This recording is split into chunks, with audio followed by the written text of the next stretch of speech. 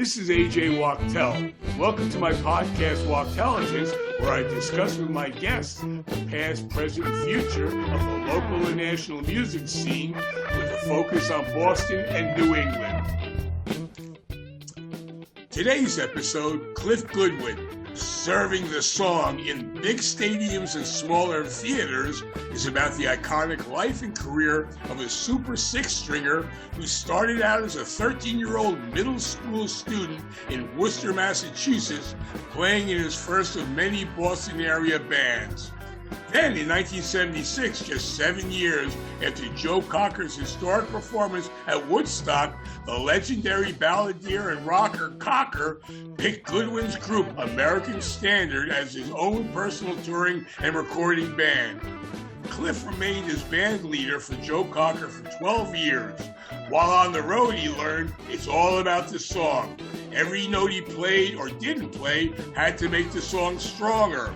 You've also heard him play on Robert Palmer's mega hit, Bad Case of Loving You, Doctor, Doctor, and Goodwin was also an early member of the Jon Butcher Axis. Then, after decades of touring and living out of suitcases and staying in hotels all around the world, Cliff settled down and for the past few decades has been unleashing his luscious licks with Christine Ohlman and Rebel Montez. Goodwin has substituted playing in arenas around the globe for the increased intimacy in gigging at smaller New England venues. Sort of recently, 3 years ago in 2018, his solo album, Rhythm and Blues Union, was released. Cliff Goodwin is a great guitarist with a great history, and it's with great pleasure I say, welcome to Wachtelligence, Cliff. Thank you so much. Good night. See you. So tell me, you were born in 1953. Yes, Your sir. first band when you were 13 years old. You were in the middle of in middle school, in the middle of Beatlemania, and your early influences were the Beatles. Tell me about the first band when you discovered the Beatles. Well, my very first band was a band called the Exit Left.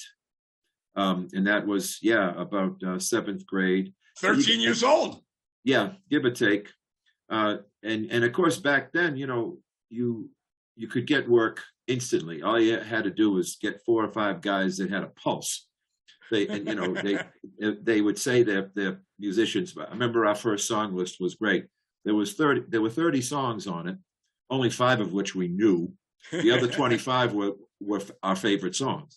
So, but we were actually working, playing fraternity parties and whatnot at 12 and 13 years old. Right away, as you probably heard from many of my contemporaries, my friends, and yourself as well. The Beatles played, I think, on Ed Sullivan. I'm just going to say February 8th, 1964.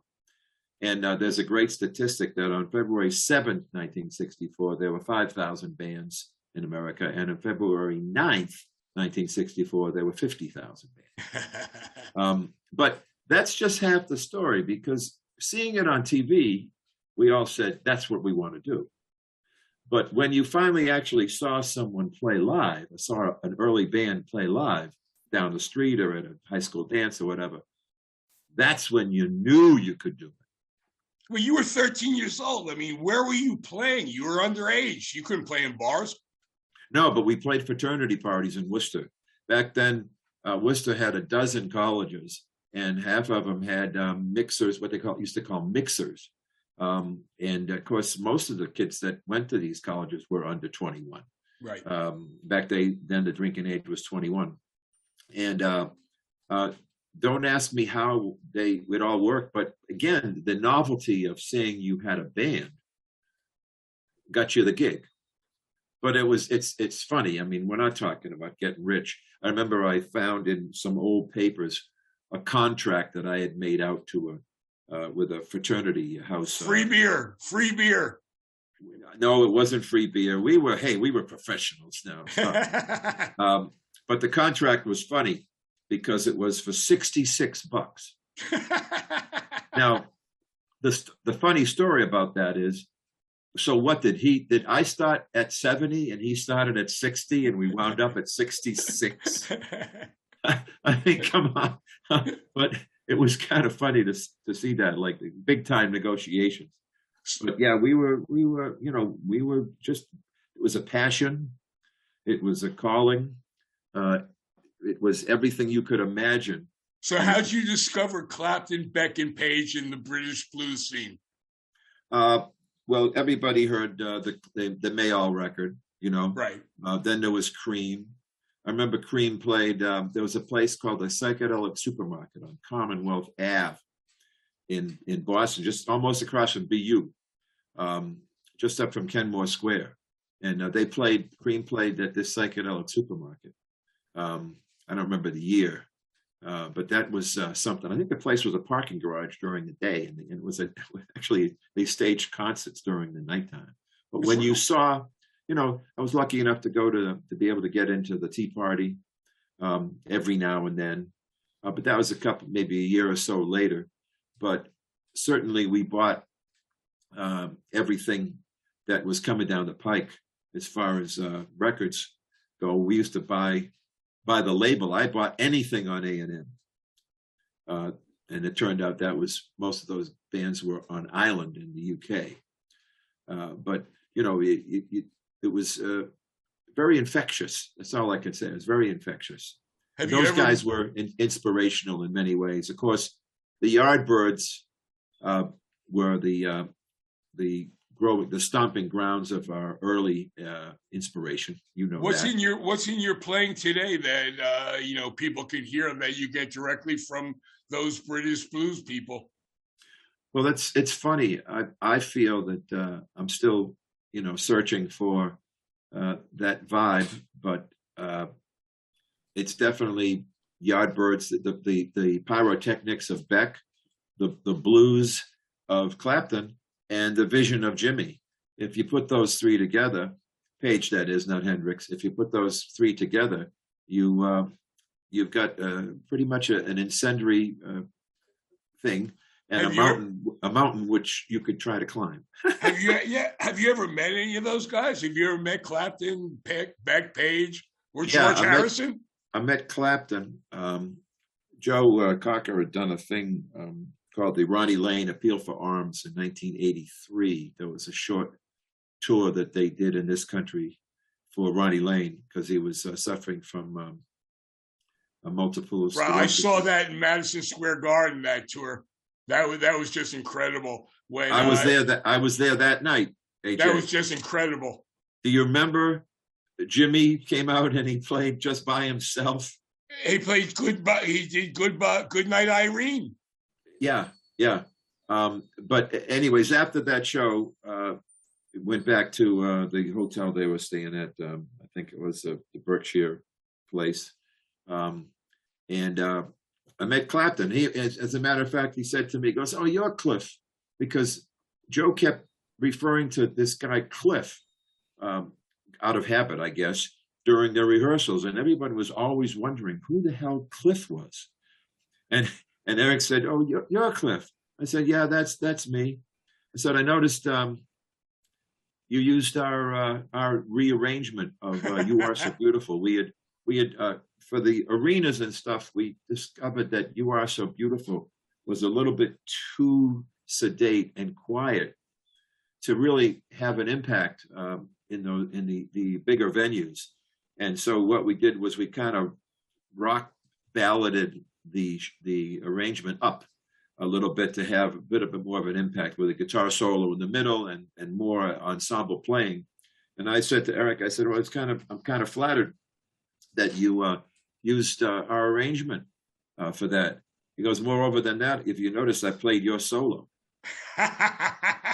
And I said, "Well, I kind of did. Of course, at this point, I'm shaking in my boots, right?"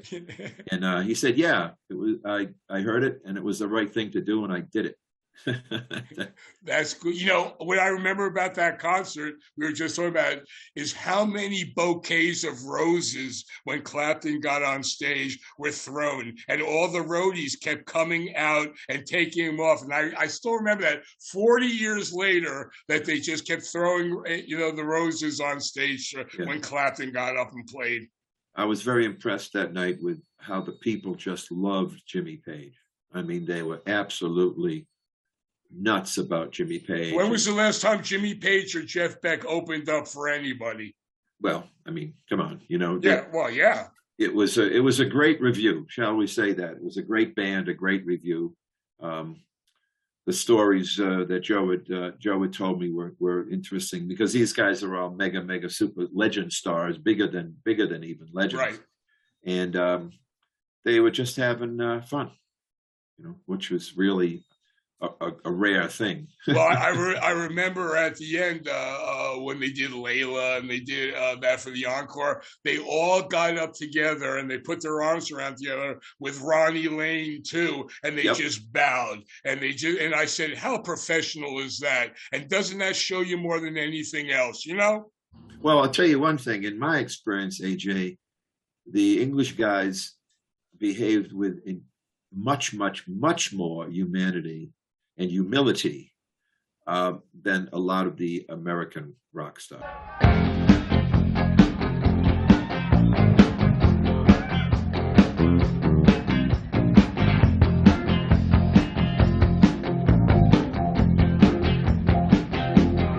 7 days.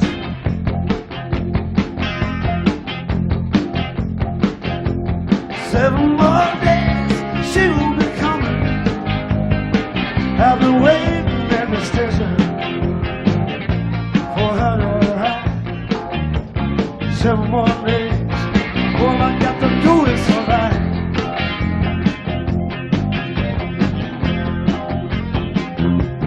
She's been gone.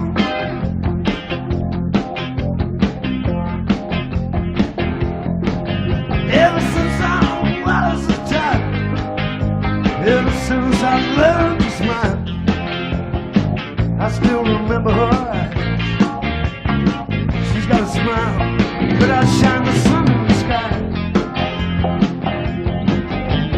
Kissing in the valley, leaving in the alley, fighting every inch of the way, trying to be tender with someone I remember.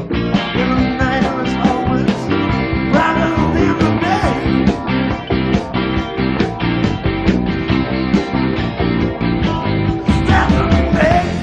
What's the strangest place you were ever recognized? Well, that's at the grocery store. What else is new? You know, it's not so much that I was recognized. I remember we were playing a gig in Athens, and we were doing a ballad in the middle of the set in the stadium in Athens. And all of a sudden I hear someone scream from the audience, "Worcester!" and Joe turns around to me after the song and he says, "Cliff, they're everywhere." It was, I mean, that was strange. But I eventually, the young lady owns a shop in Worcester now, and many years later she had said to me, you know, did you ever hear that? I said, yeah. She said, that was me. She's a Greek girl from Worcester, and she went, "Worcester." That's great. All right, let's get back to Worcester. Were you there? I mean, you were there before Sir Morgan's Cove, right? Yes, almost. Right. Yeah, I would say so. I mean, there are two. There's the original Sir Morgan's Cove was down the street a little bit from the one that became Stones famous, if you know. Well, we're saying Stones famous because in 1981 they played a surprise gig there while they're on tour. The owner Neil, he's in Israel now, but his mother, his mother and father went to Weequahic High School in Newark, New Jersey with my mother and father. Oh, so, my. Isn't that, I mean, we always used to joke about that, you know, and we'd say, hey, my parents say hi to your parents or stuff like that. Just a weird thing. Speaking about people out of nowhere, you know. Tell them I said hi, AJ, please. I will. I remember Neil. I remember Neil kindly. But he took over after the Stones thing. A lot of people don't know that a little bit before the Stones played there, we played there with Joe. Joe Cocker played at Sir Morgan's Cove. I never even knew that. Yeah, we were rehearsing. We were rehearsing in Worcester for a tour of Europe that was going to start in Spain. Strangely enough, so Joe was reading Iberia by James Michener. So everything was trying. He was trying to translate everything into Spanish. But in any event, they wanted to do a warm-up gig, and we did it at the Cove. What year was that? 81, literally a couple of months before the Stones. It went unnoticed. I don't know why, but we did it. Yeah, it was fun. All right, let's talk about your high school bands. You mentioned the Exit Left, then Yep. it was the End. That's and right. 60s R&B, and then Yep. and you played English R&B. Then you played Appleton's Journal. Then you were with Albatross, and it was more American style. How was that? Well, Albatross was a real fun thing we started. It was short-lived for me because I left Albatross to join American Standard. But you became again, real famous in that band. who? You did. Did you become like a local legend when you were playing with those guys?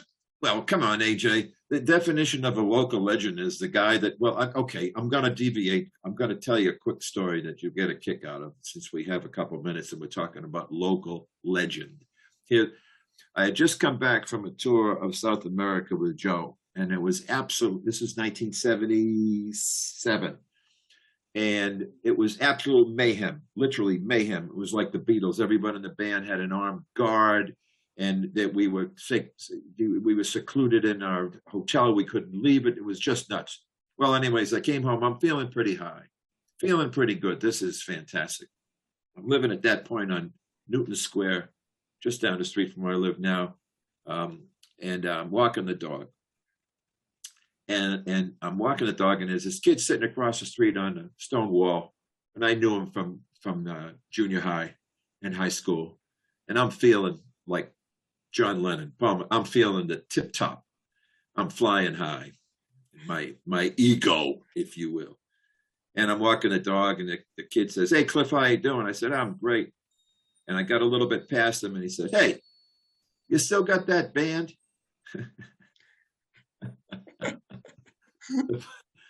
The point is, it's fleeting, isn't it? You know, so right away, I'll never forget it because it big deal. In 24 hours earlier, it was mayhem. 24 hours later, the kid on the corner while I'm walking the dog says, "You still got that band?" And he's talking about American Standard, right? He's talking about, hey, you still playing guitar? Are you still a musician or whatever you want to call about it? The point is, it shows you how fragile and sometimes nonsensical the ego is. And we go back now to the humility of the English guys. You could always talk to them all. You could always communicate.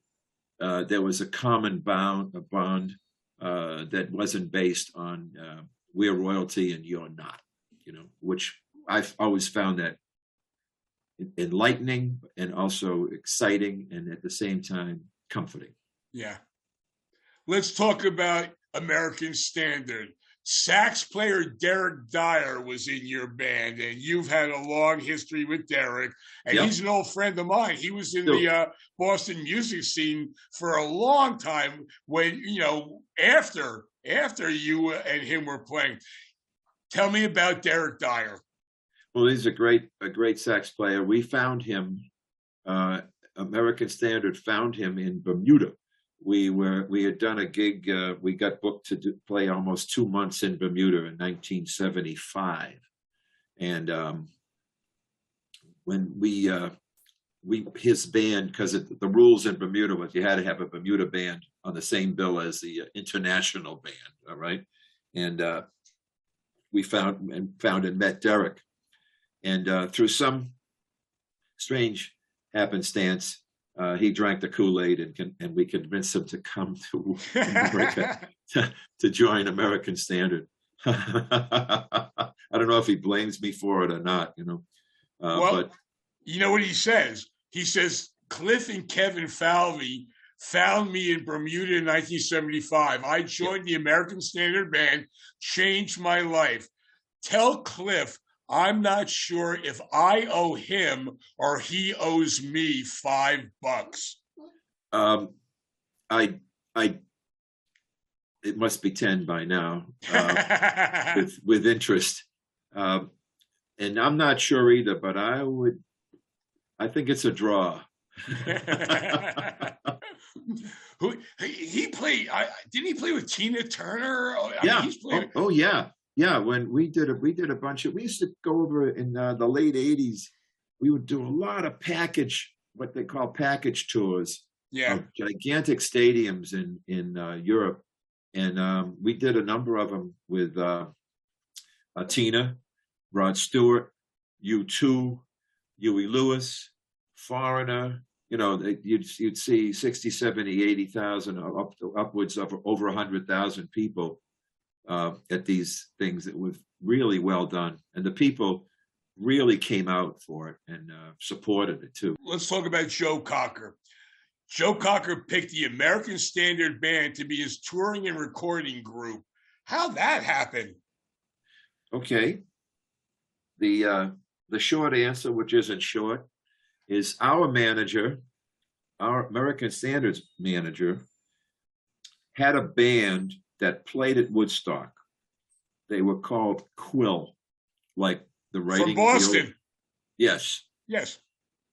And of course, he was acquainted with Michael Lang, who was the kind of the figurehead from Woodstock, if you will. Right. The original Woodstock. And Michael at the time was managing Joe. Michael had picked up Joe for management in probably 74, 5, something like that, maybe 75. And as luck would have it, Michael was looking for an intact band with quote unquote no baggage, to be able to play this, because they foolishly thinking that, Joe's going to do what we tell him. And because these guys are young and they're somewhat clean, that's going to make Joe stop drinking or stop misbehaving or whatever. So he came and saw us at a place called the Widow McCoy down off of 495. I want to say around Milford, Hopkinton, someplace like that. And we passed the audition. To make a long story short, we passed the audition, and it was kind of a whirlwind situation, because he hired us, and within a couple of weeks, we were rehearsing. I remember we had been previously playing the nightclub circuit, which was, as you would know and imagine, around New England, was 8 million sets a week. Yeah, easily, maybe 10 million sets a week. If you played the summer circuit, you'd do 4 sets on Monday, 5 on Tuesday, 4 in the afternoon on Wednesday, 5 Wednesday night. You get the idea. And within 2 weeks after Joe picking us up, I woke up in the Chateau Marmont looking at Sunset Boulevard, saying to myself, what the F happened? Are you what? And of course, the kicker was they hired American Standard because, again, Bobby Keys eventually at one point called us a bunch of Pat Boones, because we were young and we were behaving properly. From Worcester. Yes, from Worcester. But here's the kicker. They added to the band Nicky Hopkins and Bobby Keys from the Stones. So now Joe has 2 of the most dangerous playmates in the world he could have. And we've got this amazing rock and roll education at our fingertips. Hey, tell me a great Nicky Hopkins story. We were having dinner, and it was in Texas somewhere. Let's just say Houston, just for the sake of argument. Nicky was a lovely, lovely guy. I mean, really, really a fantastic musician. Also a bit of a jokester, but an amazingly lovely guy, but also very fragile health-wise. That's why he had to leave the Stones, because they would have killed him. As simple as that. Their lifestyle would have killed him. But I'm sitting having dinner with Nicky, and he's saying to me, Cliff, I always make the wrong decision. I can't believe it. I've always made the wrong decision. And I said, Nicky, and I just give him the quick discography. Nicky, Jeff Beck, all those Zeppelin records, the Kinks, the Stones, the Beatles. Shall I keep going? And he goes, well, let me tell you how I blew it. So what do you mean? He goes, Peter Grant and Mickey Mouse came to me and said, well, we're going to start a couple bands. One's with Jimmy, one's with Jeff, take your pick. And obviously he took the Jeff Beck group instead of Zeppelin, right? He goes, that was the first mistake. The next mistake was he only played on one Beatle record. He played on the fast version of Revolution. And I said, Nicky, how come you didn't do any more? He goes, Mick told John that they had me under contract, and that's why they never used me again. I said, okay, wow. Oh, he's on Who's Next, by the way. I mean, it never ends. It never ends. But those two stories kind of sum up Nicky's point, which is I always make the wrong decision. I never make the right decision. And I'm going, boy, I wish I had those decisions to make right and wrong. Hey, good Lord. Hey, well, you were with Joe Cocker for 12 years as his band leader. I mean, that's pretty impressive, too.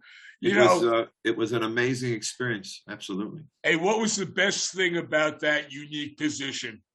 As a musician, the best thing about playing Joe's music was it was every style. So it really prepared us, and me in particular, for session work later on, because not only did you play rock, you played kind of a jazz kind of thing. You played R&B to the nines.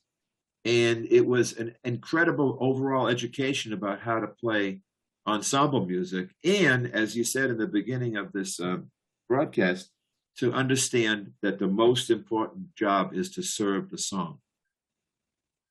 What was the worst thing about being in that unique position? Sometimes you had to be away from home a little bit longer than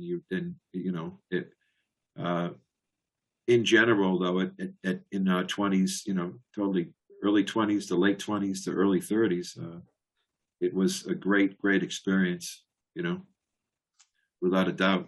But when we were home, and my daughter would look up at the sky and point to a plane and say, "Is that where you live when you're not here?" That kind of makes an impression on you. Yeah. Let's talk about Joe Cocker a little bit more. I mean, he's mainly, you're talking about the diversity of his songs, and that's correct. But he's big balladeer. Yes. I mean, did you like the ballads as much as the rockers? Well, it's a funny question you ask. It's a great question, and not enough people ask it. The ballad is the singer's medium. Absolutely. And Joe, at one point, we had enough songs to do a whole night of just ballads. Now, normally that would be The Kiss of Death, but when it comes to Joe Cocker, when you think about it, I mean, at one point when we would tour Australia, I suggested, because we would do 5 or 6 nights in one place in Sydney, right, and sell them all out. And I suggested that one night we advertise it as ballads only. That got shot down because I don't think anyone had the vision I had. But me and Joe loved that idea because that was his stock in trade, without a doubt. Absolutely. Oh, yeah. And it gave us so much freedom at the same time to create textures and incredible dynamics. And again, it's a singer's medium. I have a lot of Joe Cocker favorites, but I want to bring ballad favorites. But I mean, what was it like playing Get By with a Little Help from My Friends, or She Came In Through the Bathroom Window? I mean, what was it like? I mean, the audience must have gone berserk. Well, the cool thing about, again, working with Joe, I remember having a discussion with Huey Lewis, and he was saying, it doesn't seem like you guys are working off a set list. And I said, well, we kind of know the songs we have to play. We know what we're going to start with. We know we're going to end with a little help from my friends. But in the middle, if you look at some of those old videos, you can definitely see after every song, me and Joe are talking. We're not telling jokes. We're talking about what he wants to sing next. Really old school, because at some point, the business of the music business was trying to devour the artistry. And now it's totally done that. It's gobbled it up. Still is, right. There's no artistry. There are everybody's tracks and dancers and all the rest of that stuff. But with Joe, I mean, there was actually a place in the middle of the set, which we just called ballads du jour. And he would tell me what he felt like singing at that point. We do 3 or 4 ballads in a row in the middle of the set. And Huey in particular commented on that. He goes, wow, that's so amazing. Because we at the time had a keyboard player we had gotten from Pat Benatar. His name was Charlie Giordano. Now he's playing with Springsteen. He took Danny Federici's place. But Charlie Giordano said to me one night, he goes, Cliff, this is amazing. I said, what do you mean amazing? He goes, I could tell you what bar of Hit Me With Your Best Shot we were in at 8:15 with Pat Benatar. What bar? And he said, now, I don't know what the next song is. I have a rough idea, but you tell me, because Joe tells you. And to me, that's exactly the way it should be. You know, I use the metaphor, the artistic metaphor. Can you imagine if someone went up to Da Vinci and said, you know, that painting you made of that broad, do another one just like it, but change the smile a little bit. We'll sell another 1 million. He'd look at them and go, are you crazy? You know, true artistry is elusive and fantastic.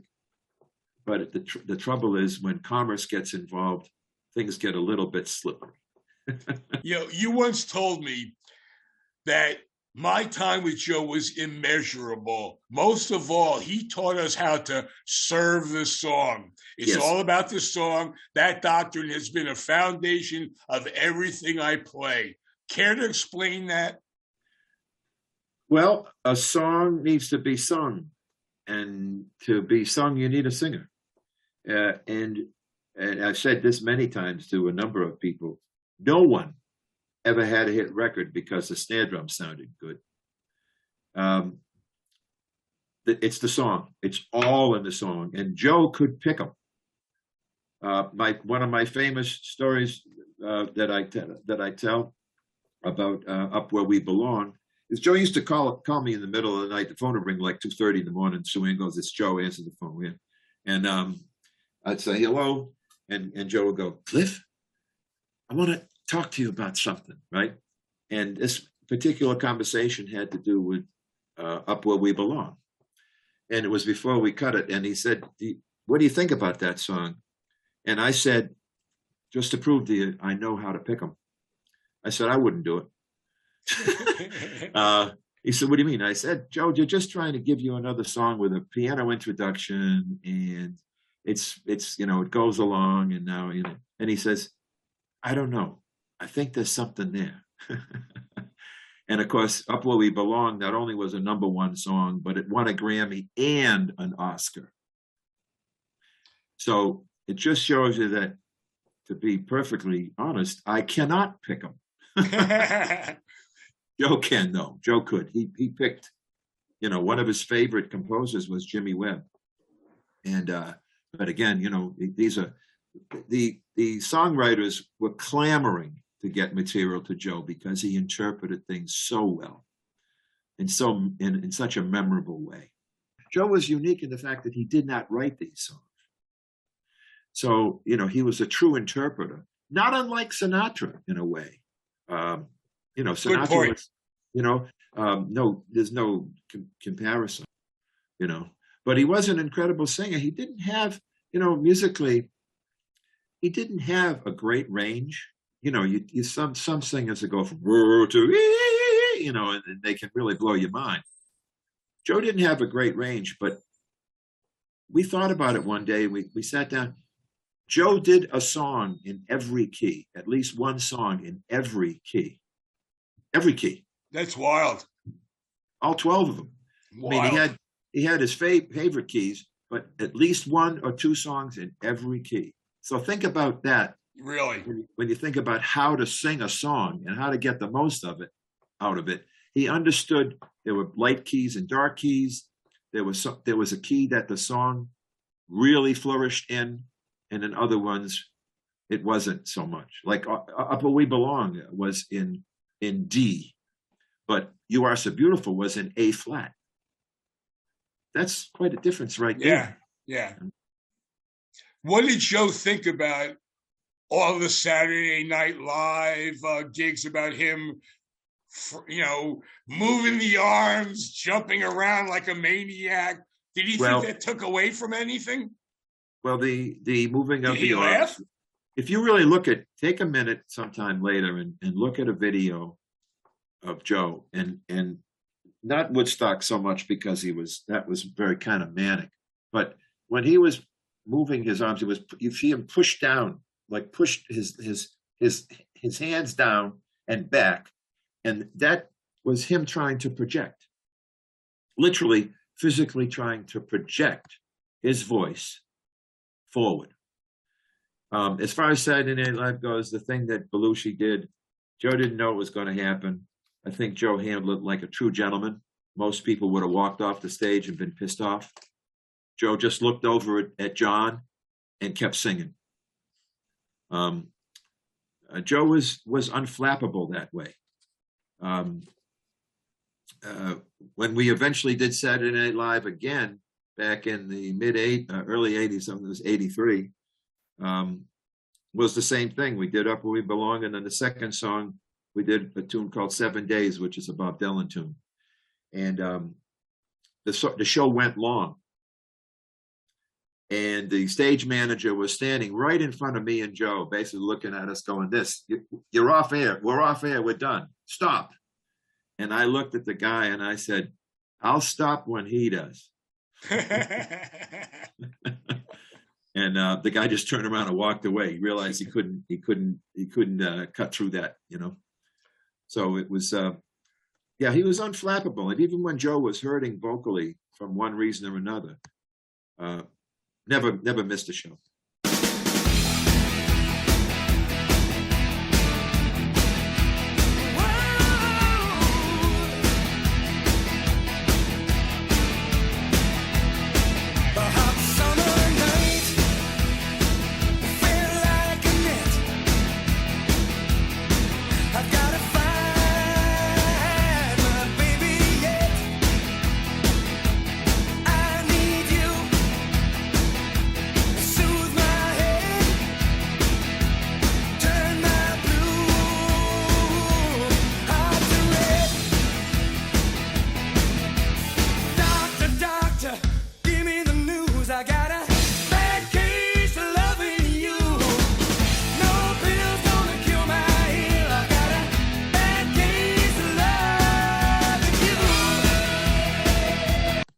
In between Conquer tours, Robert Palmer asked you to play on his Secrets album, and you contributed to Bad Case of Lovin' You, his biggest hit.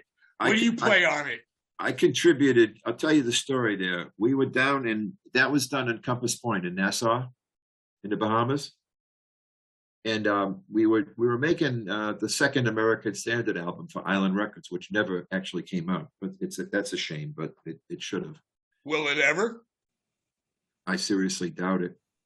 There's no reason for it to come out other than you want a copy, I'll send you one. I'll make there's these things called CDs that evidently the format is being founded upon now.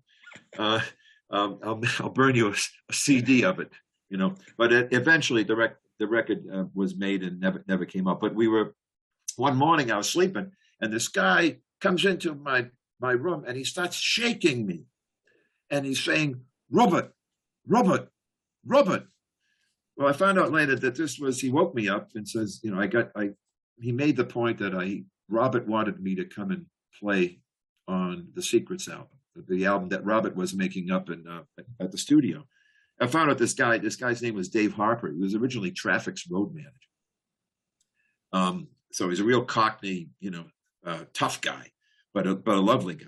So they brought me up to the studio, and if you look at if you have the album, actually the album jacket, it lists me down below Cliff Goodwin ASB, which is what they use for the anagram for American Standard Band, because the record was essentially done, and the whole album was essentially done. So they just brought me up, plugged me in, and I said, "What do you want me to do?" And Robert looked at me and he said, "We're going to put some songs up, and I want you just to play." I said, "What?" He said, "Play. I heard you play on the American Standard record, and I love you playing, and I just want you to play." So I'm on a few things on that record, but I don't know for sure what, because he just had me. Lovely guy, Robert. Lived right across the street from the studio in a place called Love Beach. He eventually went. So I guess you're not getting royalty checks. Oh, come on. Well, first of all, back then, if I got a session fee at all, that's what it would have been. A box of Ritz and a can of Alpo. I was happy, I was happy to play on the record.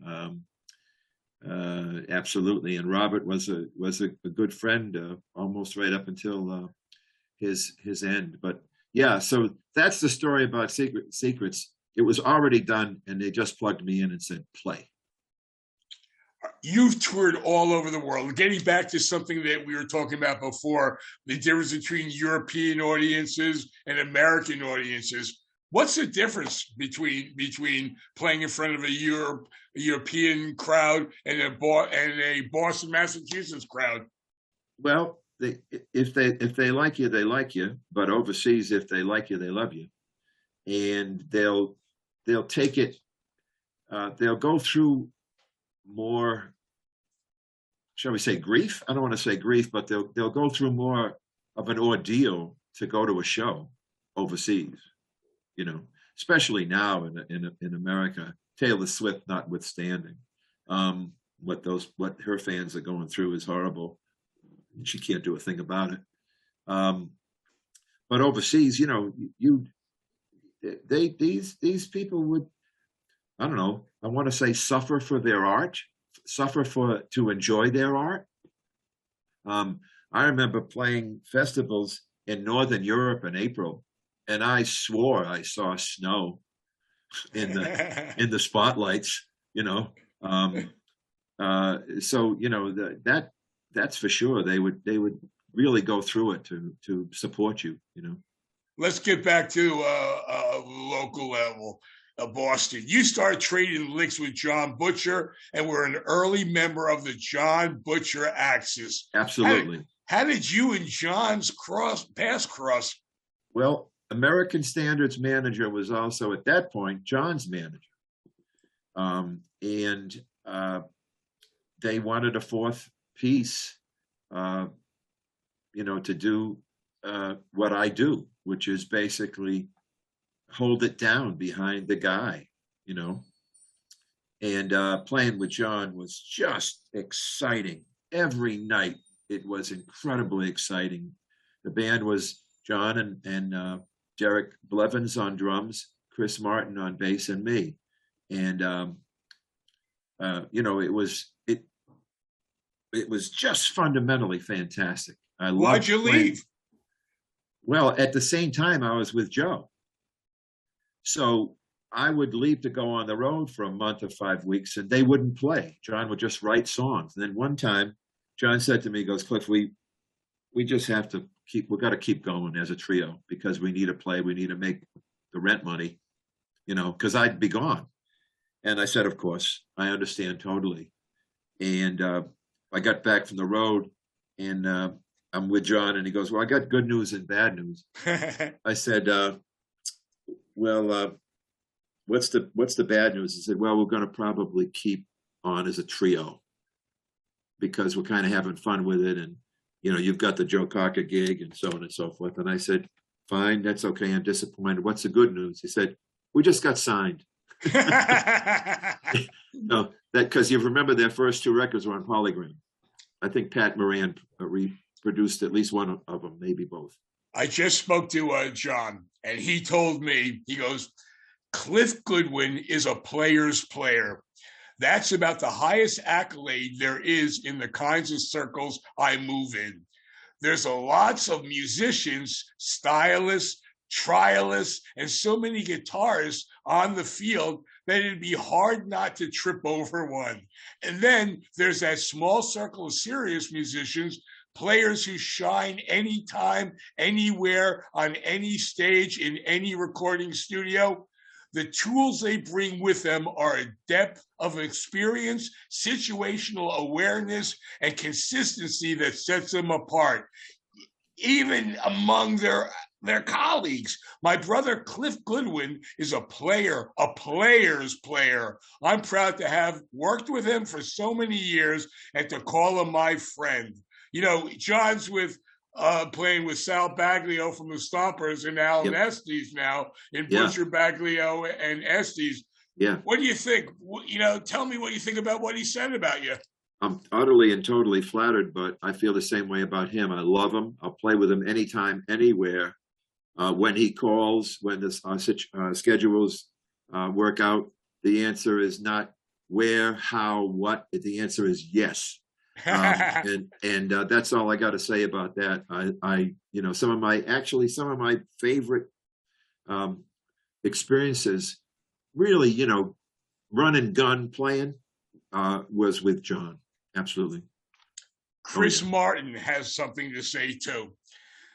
Everything, the definition of pro, his tone, his listening to everything else going on, his ability to play very musical rhythm parts and to rage when it was time to solo. He does everything at a very high level. And then he adds, here's a funny story for you. In a band full of fairly debauched pirates, Cliff was a grounded family man, very careful with money in those days. I recall sitting on the edge of a stage at sound check at Uncle Sam's in Nantasket, and I was skipping pennies across the open dance floor. Cliff was incredulous. He couldn't believe it. What are you doing? Give them to me.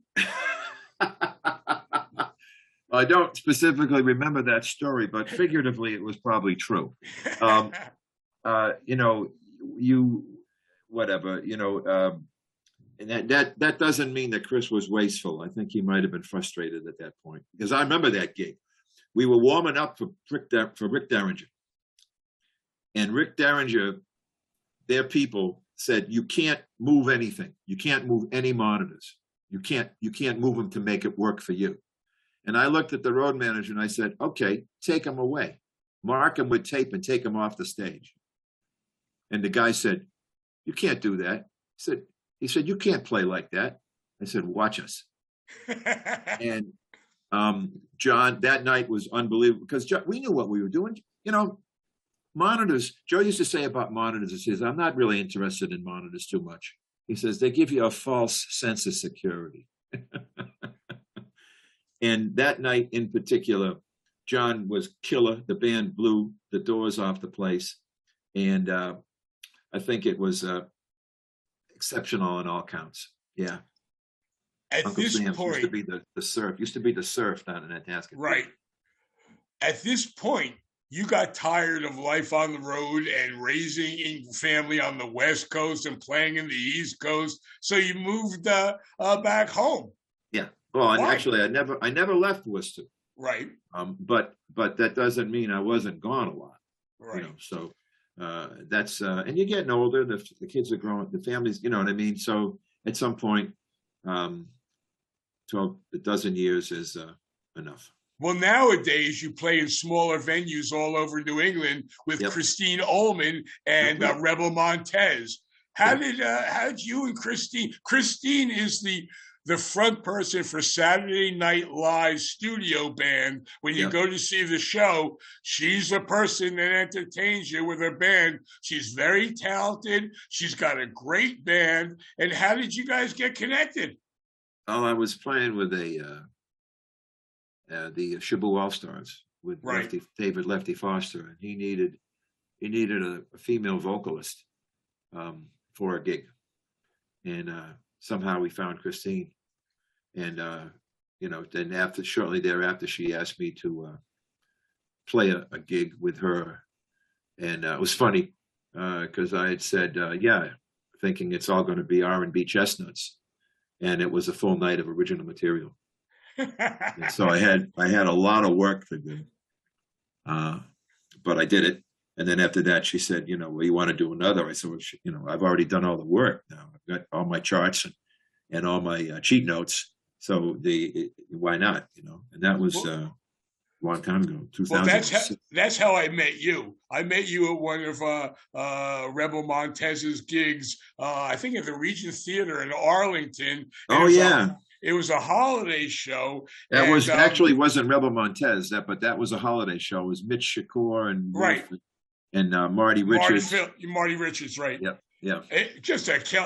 When you guys did Run, Run, Rudolph, Chuck Berry's, I was sold. I said, oh, man. And then I went upstairs. You took a picture of me and Christine, and she took a picture of me and you, and I can't find the one of me and you. Wow. I'm going to see if it's around in somewhere in my files. Weird. I want to tell you what Christine says about you. Christine tells me that Cliff Goodwin's guitar and presence on stage is a rare gift. His chording is inventive, evocative, unique, and wonderful. He's totally keyed into the song, and that makes his playing more than special. He's an incendiary visual smokestack when soloing. In short, he's the real deal in the total package. My best Rebel Montez story isn't as much on stage. We've been on too many stages to mention, and many of them spectacular, as in the dressing room prior to the show, where he regales us with the best jokes and observations. I treasure his friendship and our artistic partnership always. All right, how about a joke? How much time do you have? And is this a family show? I've got lots of jokes. Most of them, actually, I have to give credit to James Montgomery, by the way. Okay, so this guy's touring the Holy Land with his wife and his mother-in-law. All right, while they're in the Holy Land, the mother-in-law dies. Call the undertaker. The undertaker says, I can ship her home, or I can bury her here. If I bury her here, $150. If I ship her home, $5,000. Guy looks at his wife, looks at the undertaker, says, nope, ship her home. The undertaker from Jerusalem looks at the guy and says, are you serious? Did you hear me? If I ship her home, it's $5,000. If I bury her here, it's $1.50. Guy looks at the undertaker, looks at his wife and says, ship her home. The undertaker says, you're crazy. Tell me what's going on. The guy looks at the undertaker and he says, listen, about 2,000 years ago, a guy died around here. They buried him and he came back 4 days later. That can't happen to me.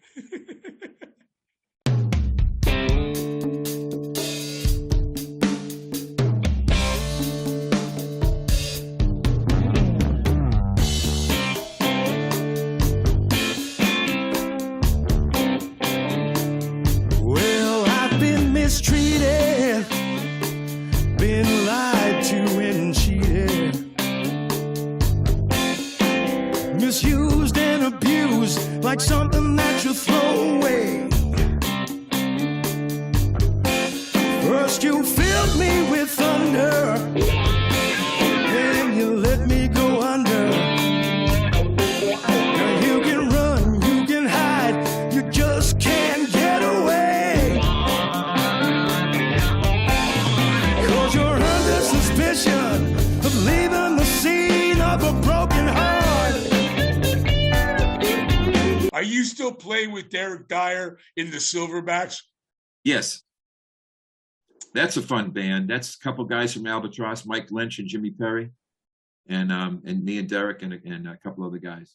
Well, with Derek, you also in 2016, you two formed Mad Dogs Unchained, and you went to the studio and released an album, and you released a live album, with Joe, for Joe Cocker's music. Yes, it was essentially a tribute to Joe, but we did it, I'd like to think, in a little bit more tasteful way. We found this singer from the UK named Elliot Tuffin, who I think did a fantastic job of interpreting Joe's songs. Yeah. Are you going to be doing that again? I don't think so. There's just, everybody's got other things going. We hope maybe to, but right now there's nothing in the plan. Of course, COVID threw a monkey wrench into a lot of things. And if you've got to fly a guy over from the UK, there's all kinds of protocol, COVID restrictions that potentially could crop up and create amazing amounts of problems. So no, right now there's nothing to plan. Hey, we were talking a little bit before about how you've gone from playing arenas and stadiums to playing smaller venues. Yep. Tell me what's the difference in playing a smaller venue and a large arena? Do you rehearse differently? Do you prepare differently? Well, in an arena, first of all, there's arenas and then there's stadium. The smaller venues, maybe 500 to 1,000, and then there's the sweet spot is probably like the Orpheum, 2,500, 3,000 people. Maybe the old music hall. I don't know what it's called now, but you know what I'm talking about. Right. That was what 4,000. That's the sweet spot because you can reach everyone. And you can really get into the dynamics of the material. Stadiums and arenas to a little bit lesser degree, I like to say to people, you can't imagine the volume of sound that 50 or 60,000 people naturally make. You told me once that just breathing. Breathing. So 50, 60,000 people breathing is really freaking loud. So, and I'm not talking about cheering. Cheering is deafening, but breathing is a loud din that it's very difficult to really ply your trade without becoming bombastic. And music is, loud only really works if it's juxtaposed against soft. Is it ever intimidating? Oh no.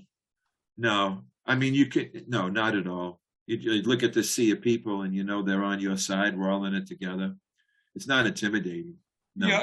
And like you said about the smaller 3,000 to 4,000 people, you can, touch every one of them, especially with ballads. Totally. And again, that was the stock and trade of Joe. But Joe, really, right? You can, but even just regular dynamics of a song, you can easily create a mood to that crowd. And then the smaller places, 100 people is just as rewarding as 100,000. As a matter of fact, in many ways, more so. Why is it easier to touch people through ballads than through rock and roll tunes or jazz or whatever else? Well, ballads are there's more substance there and more time to appreciate it musically. Good point. I mean, if you listen to a rock tune, okay. But if you're talking about a ballad, it's hey, yeah. You know what I mean? Everybody can really bathe in what is the ballad. But you got to have both. Like Ian Hunter says, I'm not left wing, I'm not right wing. I need both to make me fly. Hey, let's talk about your current projects and your solo stuff. In 2015, you decided to release your own material and got David Hull, yep, from Joe Perry Project, Fahrenheit, Aerosmith, and Ducky Carlisle, who was once married to Robin Lane. And really? He was Grammy Award winner. You never knew that? Oh, I know Ducky was a Grammy Award winner, and I love Ducky. But I didn't know he was married to Robin Lane. Wow. and I knew him as a drummer many moons ago. But Fantastic drummer. Great. In the spring of 2018, you released Cliff Goodwin, Rhythm and Blues Union. You played slide and acoustic guitar and everything else. Tell me about that. You just brought up James Montgomery. You have him and you have Derek Dyer and Jon Butcher all playing on it. Tell me about the solo release. Well, there were a lot of songs that I had in my closet, in my quill, if you will. But decades that I really wanted to do. And what I did was I sang half the record, and on the other half I had guest vocalists. Jon Butcher was one, a guy named Craig Rodding was another, a guy named Michael Lynch sang one, Annie Lang sang one. And Annie Lang, she's from Cocker, right? Yep. Yeah. She sang backup for Joe Cocker's band. Yes, she did. Okay. Yeah. She came to us from Leon Russell in the late 70s. So that was, and I loved working with Ducky. That was just an absolute thrill. And I love him. Annie Lang is on my new record that we just cut. You were just in Abbey Road, right? We cut the new record in Abbey Road in June. Tell me about that. Where to begin?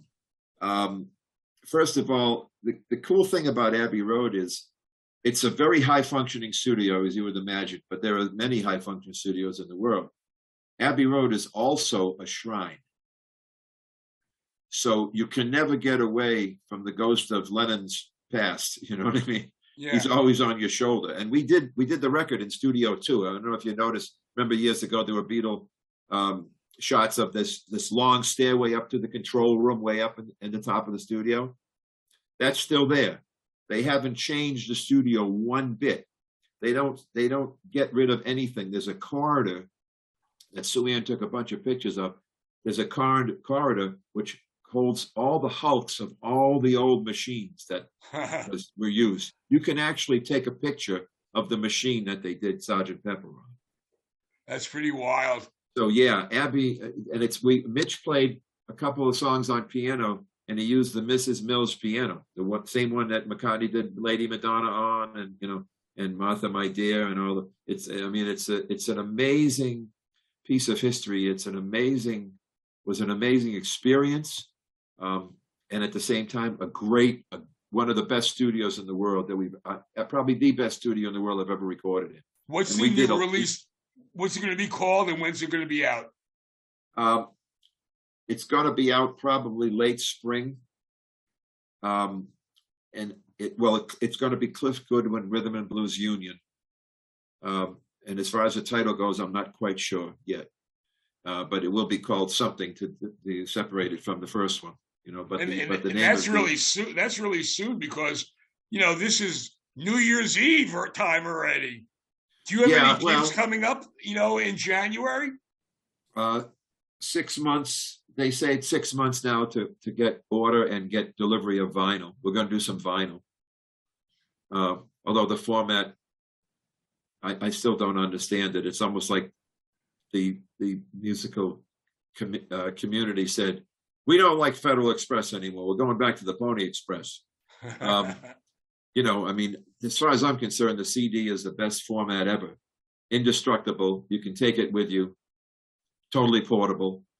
Vinyl is, it's restrictive in so many ways.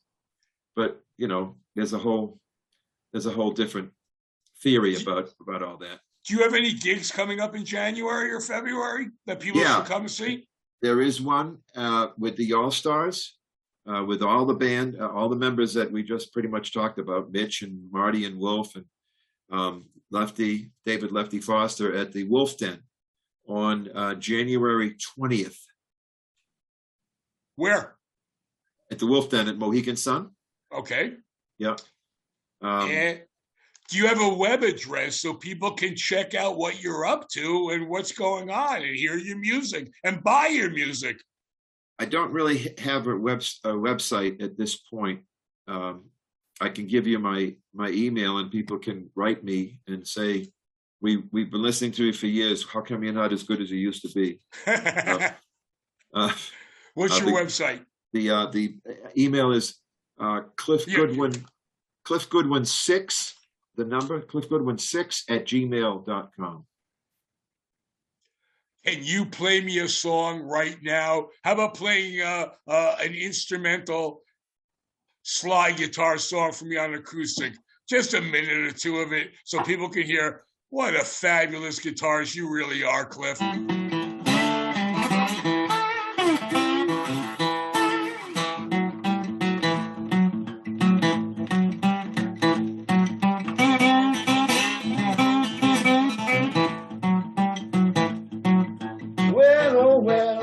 So good today. We just touched ground on an international runway. Jet propelled back home from overseas to the USA. Perfect. Thank you. And you know, it's funny that you said it because that's Rick Derringer, his cover from White Trash. His cover of Back in the USA on the Edgar Winter record, right, was what inspired me to do that song.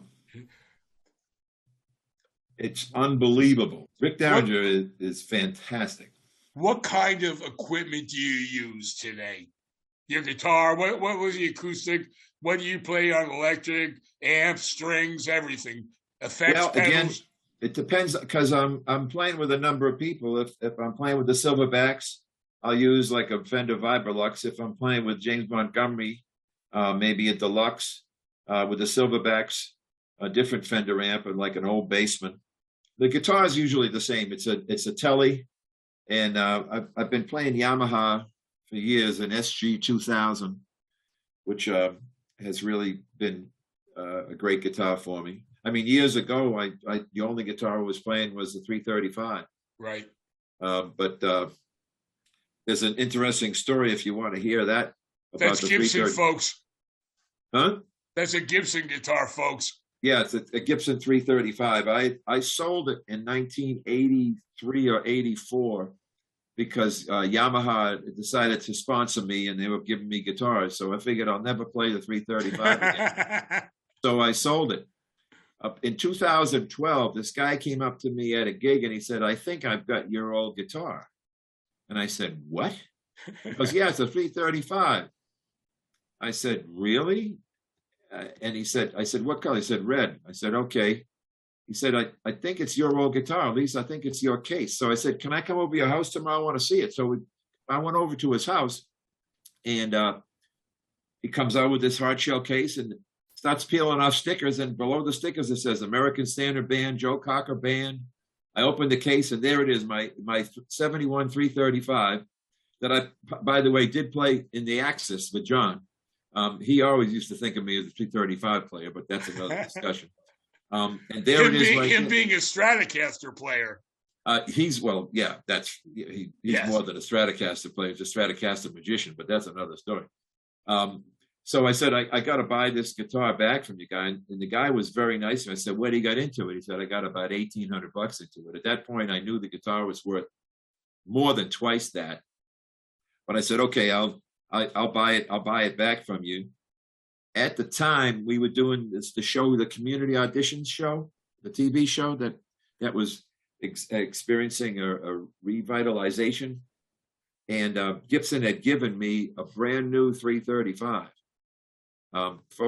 custom shop, beautiful guitar to play on the TV show.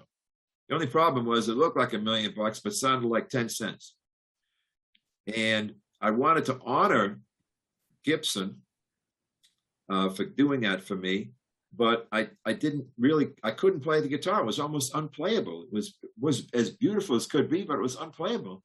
So I started thinking, and I remember a friend of mine had just gotten back from working on Hurricane Sandy, and I called him up. I said, "Hey, Dave, you still want a 335? He said, "Yeah, but I could never afford it." I said, "I think I got one for you." I said, "Let me bring it over." I brought it over, this beautiful $1 million looking 335. He says, "Well, what do you want for it?" I said, $1,800.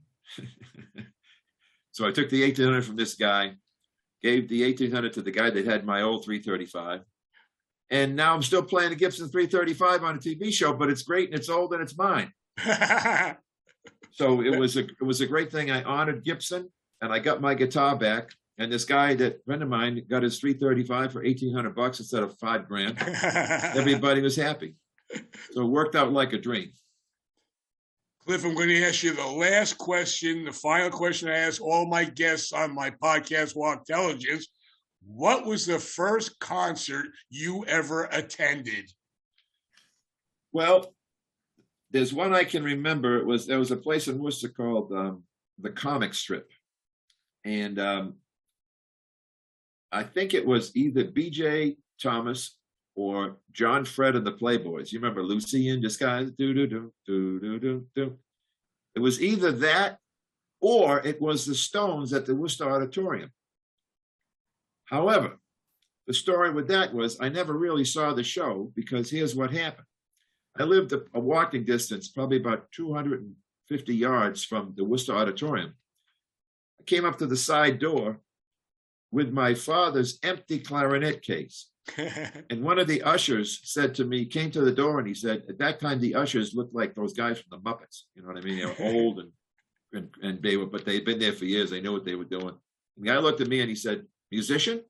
And I went, yeah. He said, come on in. And so they found out very quickly that I was not a musician in the Rolling Stones. So they spent the whole show chasing me around the Worcester Memorial Auditorium while the Stones were playing.